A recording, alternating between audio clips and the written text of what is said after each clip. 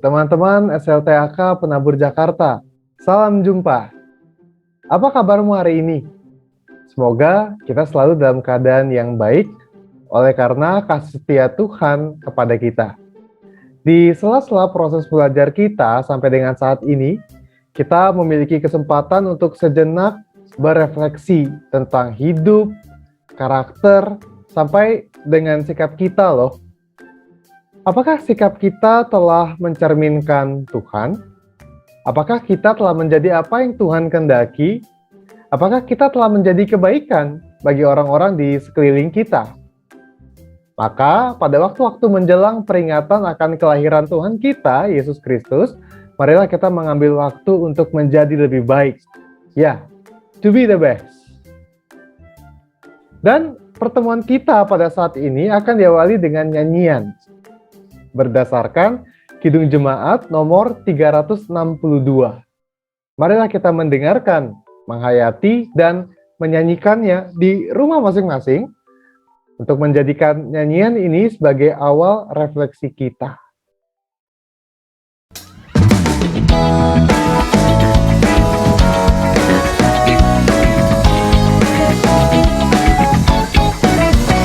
Aku milikmu, Yesus Tuhanku, ku dengar suaramu, ku merindukan datang mendekat, terdirahi olehmu.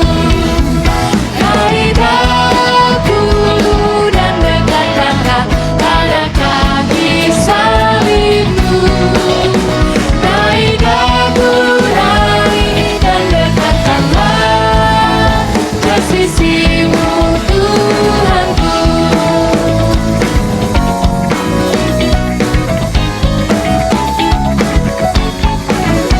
Aku hamba-Mu, Kau sucikanlah oleh kasih kurnia, hingga jiwaku memegang teguh kehendak-Mu yang mulia. Rai daku dan dekatkanlah pada kaki salibmu. Rai daku dan dekatkanlah ke sisimu, Tuhanku. Teman-teman saya udah untuk berdiri. Ku ingin walau sejenak besertamu, Allahku. Dalam doaku sungguh akrabnya bersekutu denganmu. Rai daku dan dekatkanlah pada kaki salibmu. Rai daku dan dekatkanlah ke sisimu, Tuhanku.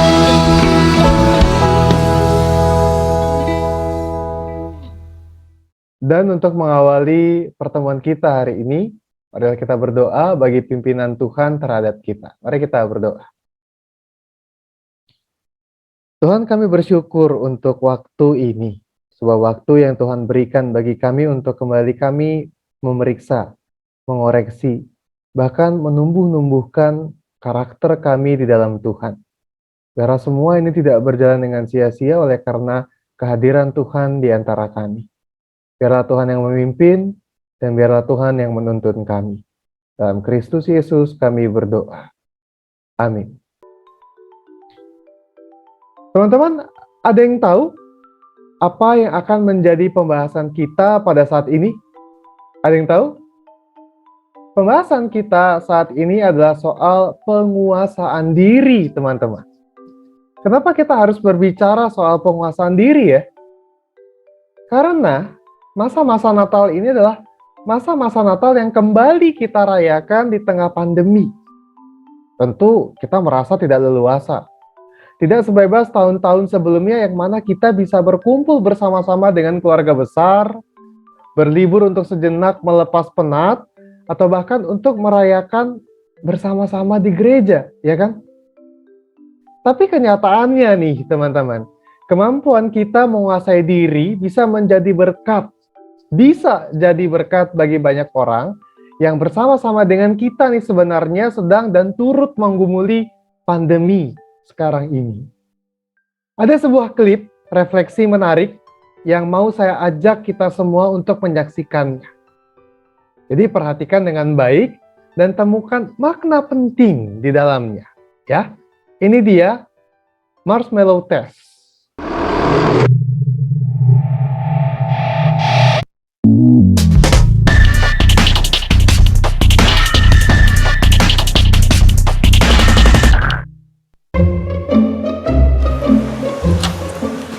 Okay, sit in that chair. All right, here's the deal. Marshmallow for you. You can either wait, and I'll give you another one if you wait, or you can eat it now. When I come back, I'll give you another one, so then you'll have two. But stay in here and stay in the chair till I come back, okay? All right.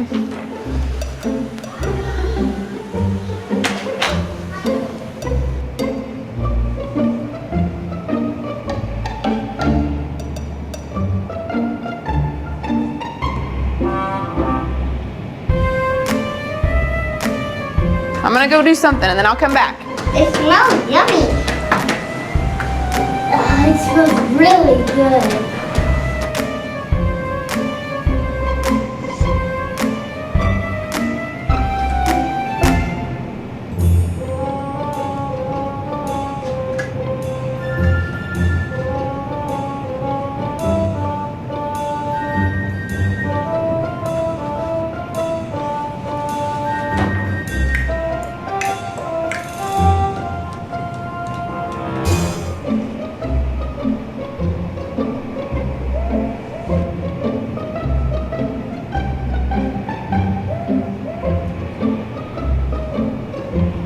All right, so it's up to you. You can have it now or you can wait.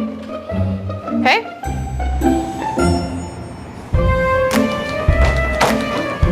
I'll be back. Stay in the chair, okay? Okay.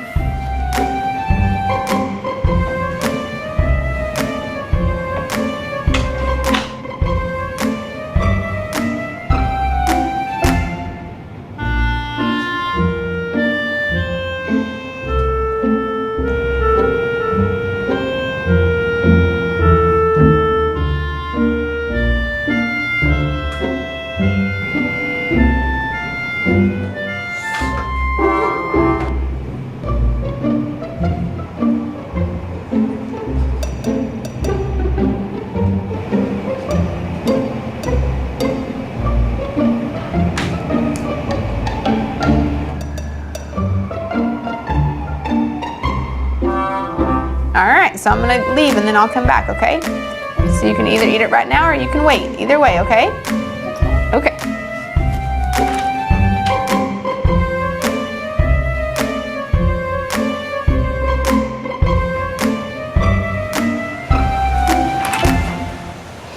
How'd you do? Did you do good? You did? Yeah. You wanted to eat it, didn't you? Yeah. So did I tell you to give you another one? Okay, now you can have both. You need them.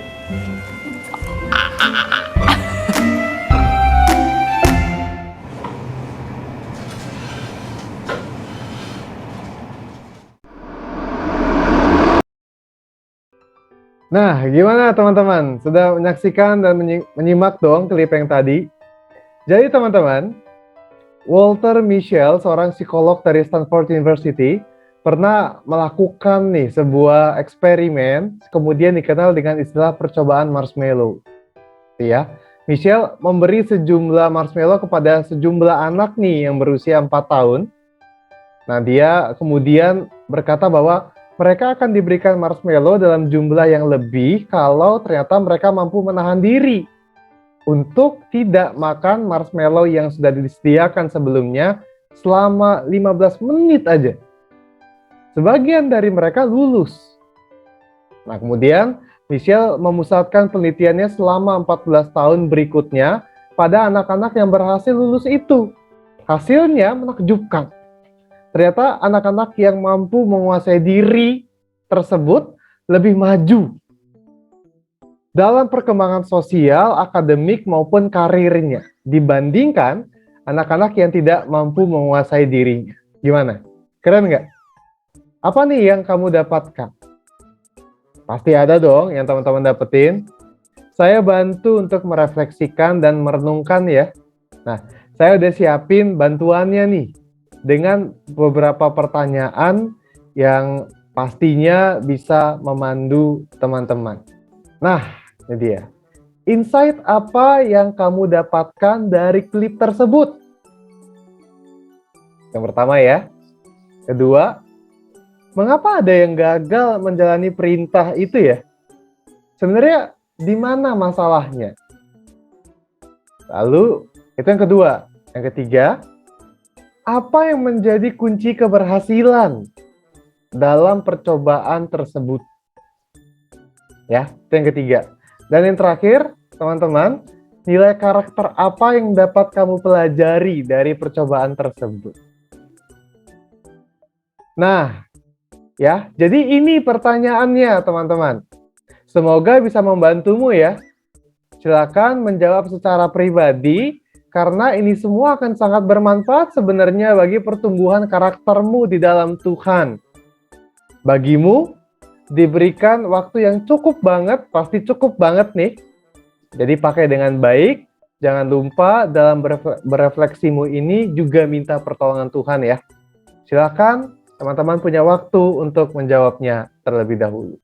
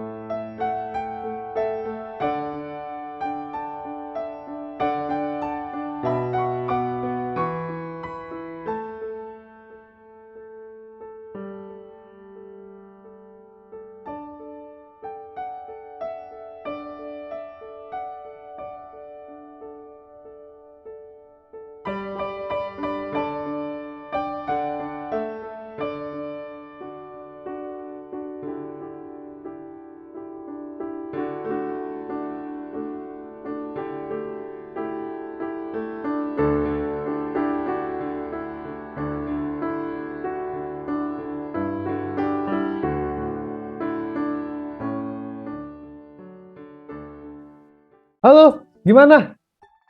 Apakah kamu telah merefleksikan klip tadi di dalam pertanyaan-pertanyaan yang sudah diberikan? Sudah? Sejauh mana nih kamu sudah merefleksikannya? Sejauh mana? Saya yakin dan percaya banget teman-teman, kamu telah memakai waktu dengan cukup, dengan baik, dengan bermanfaat tadi ya. Tapi, saya punya satu klip lagi yang akan membuat kamu semakin terbantu untuk berefleksi nih. Klip ini akan membantu kita tahu manfaat dari kemampuan untuk menguasai dan menahan diri yang ternyata bermanfaat banget dalam hal-hal baik di hidup kita. Nah, ini dia teman-teman. Lo ngerasa nggak sih kalau nahan diri itu bisa jadi hal yang susah banget buat dilakuin? Padahal memang dari kecil ya kita udah mungkin sering ya disuruh-suruh atau diajarin gitu soal ini. Mungkin dulu awalnya kita diajarin buat nahan diri, self-control gitu ya, pas kita belajar puasa. Atau nahan diri supaya nggak ngobrol gitu pas upacara, baris berbaris yang benar. Atau ya biar nggak main ketika waktunya memang belajar gitu. Untuk merhatiin guru. Sampai gede pun skill ini masih penting sebenarnya buat dipakai. Entah itu buat self-control supaya kita fokus pas kerja gitu ya. Atau kita menahan diri dari makan makanan yang gak sehat. Atau kita menahan diri untuk gak belanja online terus-menerus. Atau self-control untuk misalnya gak ngomong-ngomong buruk, gak julid di sosmed gitu ya. Di Twitter, di Instagram, banyak lah pokoknya. Sayangnya walaupun kita udah diajarin dari kecil ya, self-control tetap bisa jadi sesuatu yang susah buat dilakuin gitu. Dan di sekolah juga kita nggak pernah belajar tentang ini secara serius dan secara formal gitu kan. Kita belajar ini secara otodidak atau ya emang disuruh aja lu tahan diri di sini gitu. Dan kemungkinan besar juga dari dulu kita diajarin buat menahan diri ya cuma dengan dibilangin lo harus bisa self control ya, lo harus bisa mengendalikan diri ya gitu. Dan kita tidak diajarkan gimana cara konkretnya, baik oleh keluarga atau dari sekolah. Nah di video ini makanya gue bakal jelasin nih salah satu cara sederhana buat ngelatih kemampuan kita untuk self-control gitu, untuk mengendalikan diri. So, lo tonton videonya sampai habis supaya lo bisa dapetin tips-tipsnya.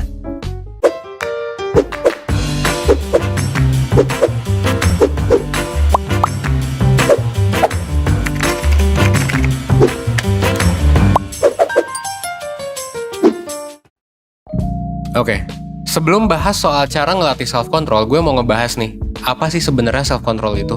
Jadi, self-control itu adalah kemampuan ya buat menghindari diri dari godaan dan tingkah laku yang tidak diinginkan demi mencapai suatu tujuan. Nah, untuk ngasih lo gambaran, gue bakal cerita nih dikit soal sebuah eksperimen psikologi legendaris yang dilakuin sama seorang psikolog terkemuka asal Stanford University. Namanya adalah Walter Mischel. Judulnya adalah The Marshmallow Test, gitu. Anak-anak psikologi pasti udah tahu lah tentang hal ini.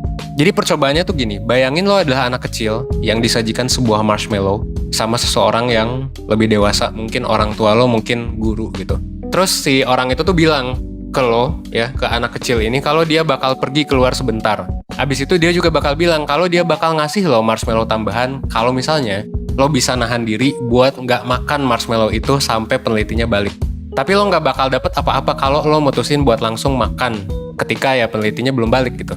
Nah, percobaan tadi kemudian jadi acuan bagi berbagai kajian ilmiah soal self-control. Kalau kita balik lagi ke definisi self-control, bisa dibilang kalau memakan marshmallow sebelum si peneliti datang adalah tingkah laku yang nggak diinginkan lah. Yang harusnya memang dihindari oleh si anak gitu. Karena ya rugi gitu kan. Mendingan lo dapet 2 daripada lo dapet 1. Sementara dapat marshmallow tambahan adalah ya tujuan gitu yang pengen dicapai. Karena kita pengen dapat bonus lah. Nah, yang lebih menarik adalah penelitian jangka panjang dari Mischel menemukan kalau self-control yang baik itu bisa memprediksi hidup yang lebih oke dalam berbagai macam aspek, mulai dari prestasi akademik sampai kita bisa jadi lebih sehat secara fisik dan mental. Bahkan penelitian lain juga nunjukin kalau orang dengan self-control yang baik itu diprediksi punya hubungan interpersonal yang lebih baik. Kenapa bisa gitu ya? Logikanya sederhana gitu ya. Orang-orang yang punya self-control bakal bisa lebih disiplin dalam menempuh proses pembelajaran, dan mereka juga lebih bisa menahan godaan perilaku beresiko kayak ngerokok, obat gitu ya, selingkuh dan lain sebagainya, dan menerapkan gaya hidup sehat yang mungkin buat sebagian orang sebenarnya nggak enak gitu, kayak makan sehat dan olahraga. Nggak cuma itu, mereka juga jadi lebih bisa nahan impuls emosional. Jadinya mereka mampu berkomunikasi dengan lebih baik sama orang lain bahkan saat marah sekalipun. Sampai sini kita udah tahu ya apa itu self-control dan kenapa itu penting. Pertanyaannya kemudian adalah gimana nih caranya buat kita mengembangkan self-control ini? Well, sebenarnya udah banyak banget metode dan cara-cara melatih self-control yang udah kebukti secara ilmiah efektif gitu. Tapi bakal panjang dan kompleks sih kalau gue bahas semua di video ini. Jadi gue bakal ngasih tahu satu cara doang yang menurut gue paling sederhana yang bisa lo lakuin begitu lo selesai nonton video ini. Masih menurut profesor yang sama gitu ya, si Michelle itu, ada dua cara berpikir yang berhubungan sama self-control, yaitu hot thinking dan cool thinking. Cool thinking adalah cara berpikir yang lebih lambat, kompleks, dan berpusat di frontal lobe, atau bagian otak kita yang lebih rasional. Jadi intinya eksekutif nih, yang ngatur fungsi berpikir yang kompleks gitu. Contohnya kayak self-control tadi. Kebalikan dari cool thinking adalah hot thinking, yang ya ini adalah cara berpikir yang sederhana, cepat, dan sifatnya emosional. Kenapa? Karena ini berpusat di amigdala, bagian otak yang ngatur emosi. Simpelnya cool thinking itu lebih cenderung hati-hati ya, dan cenderung rasional, sementara hot thinking itu cenderung impulsif dan emosional. Nah, hal inilah yang bikin orang jadi lebih susah buat mengontrol diri ya ketika dia lagi hot thinking gitu. Kalau di marshmallow test, seorang anak bisa dibilang pakai cool thinking kalau misalnya ketika dia ngelihat marshmallow, dia fokus mikirin bentuk marshmallow yang kayak awan dibandingkan rasanya. Tapi kalau anak tadi fokus mikirin nikmatnya makan marshmallow, berarti dia lagi pakai hot thinking. Dan dia jadi lebih gampang kegoda buat makan marshmallow. Ibaratnya kayak dispenser di rumah sih. Kan ada dua keran ya, keran hot yang airnya panas sama keran cool yang airnya biasa aja gitu. Bayangin kalau misalnya tangan lo kena air nih dari keran yang hot gitu. Kemungkinan besar ya lo bakal lebih reaktif kalau kena air dari yang hot daripada kalau kecipratan dari cool gitu. Nah, hal yang sama berlaku kalau kita mikirin sesuatu pakai hot thinking. Ketika kita mikir pakai hot thinking, kita bakal lebih gampang bereaksi dan ya hampir nggak bisa mikirin gitu ya, baik dan buruk dari suatu hal. Apalagi sampai kepikiran buat self-control gitu. Sebaliknya, kalau cool thinking ya ini bisa ngebantu untuk kita ngelatih self-control, mulai dari ngontrol diri supaya nggak makan marshmallow, sampai ngontrol perasaan marah dan perasaan negatif lainnya. Nah, terus gimana nih cara buat mengaktifkan cool thinking? Nah, kayak yang udah dibahas tadi ya, lo bisa mulai dengan nyoba untuk pindahin fokus lo tentang suatu hal dari aspek yang menggugah, yang arousing ke aspek lain yang lebih netral.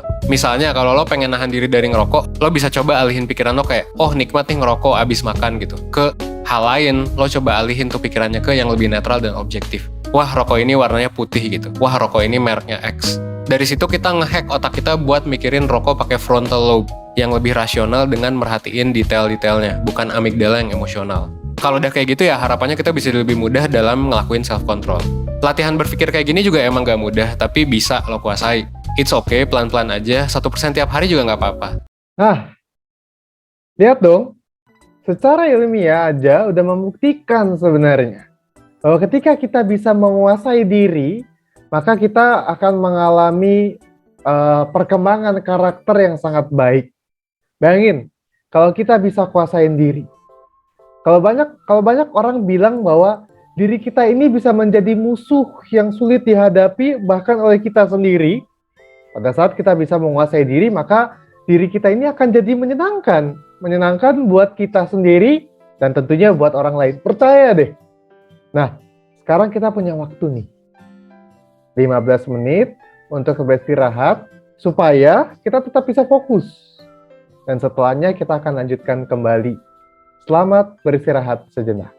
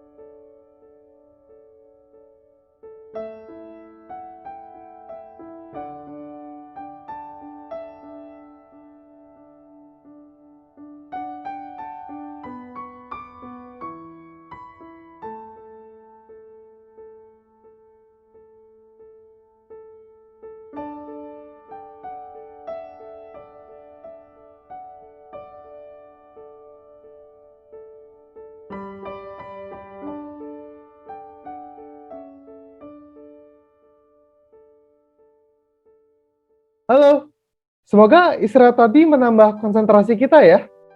Teman-teman, tahu nggak? Sebenarnya penguasaan diri itu juga dikatakan di dalam Alkitab sebagai sesuatu yang baik. Tahu nggak, teman-teman?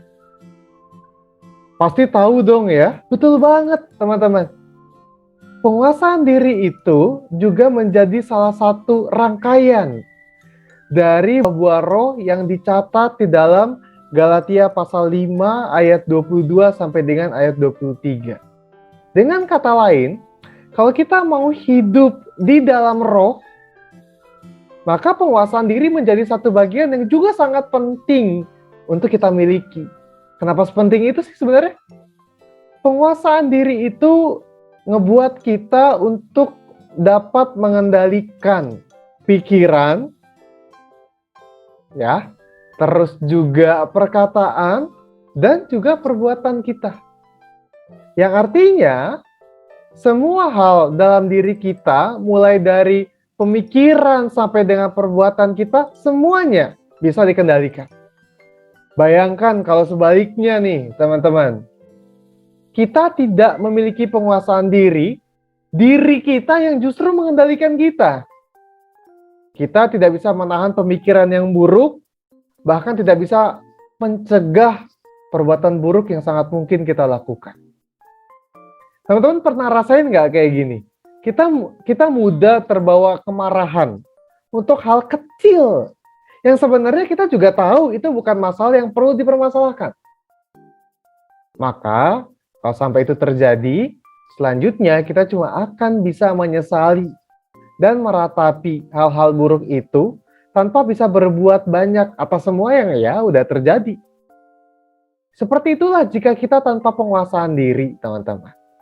Bahkan, hal-hal seperti itu juga dalam kisah-kisah di dalam Alkitab. Misalnya nih, teman-teman, karena keinginan yang berlebih, Hawa terbujuk hasutan ular untuk memakan buah terlarang. Karena iri hati tak terkendali, Kain bahkan membunuh dan melukai Habel yang adalah adiknya.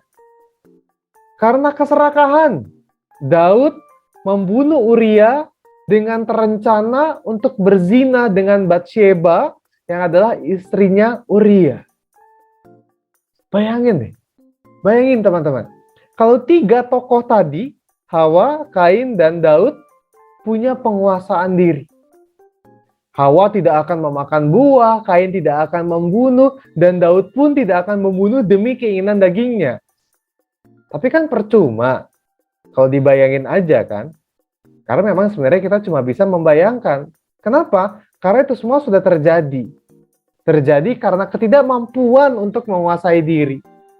Semua hal buruk yang terjadi juga karena tidak adanya penguasaan diri, tentu tidak bisa diulang, teman-teman. Hanya bisa kayak tadi, dibayangin, direnungkan aja.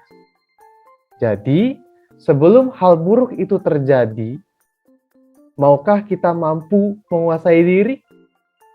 Kamu yang menentukannya. Gimana? Udah tahu kan betapa baiknya kita menjadi sosok yang mampu menguasai diri. Waktu kita untuk berefleksi demi perkembangan karakter kita ini nggak boleh berlalu sia-sia, teman-teman. Ayo kita buat sesuatu sebagai buktinya. Teman-teman SLTAK Penabur Jakarta, kamu diajak untuk membuat proyek ketaatan yang sederhana yang menjelaskan tentang penguasaan diri untuk tetap dapat menjaga protokol kesehatan seperti tidak berkumpul dalam jumlah besar, mengurangi aktivitas bepergian, tetap menggunakan masker, dan lain-lain gitu ya. Dengan ide-ide kreatif yang tentu kamu miliki dalam bentuk bisa Instastory, TikTok, poster, dengan menggunakan Canva, puisi, lagu, short movie, dan lain-lain.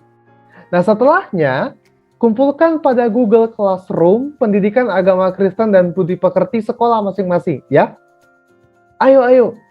Masih banyak waktu teman-teman untuk dengan sederhana membuatnya. Jadikan proyek ini penyemangatmu, penyemangat buat kamu sendiri. Oke, teman-teman. Akhir kata, selamat berproses untuk mampu menguasai diri di dalam Tuhan. Jadilah lebih baik, be the best. Tuhan Yesus memberkati.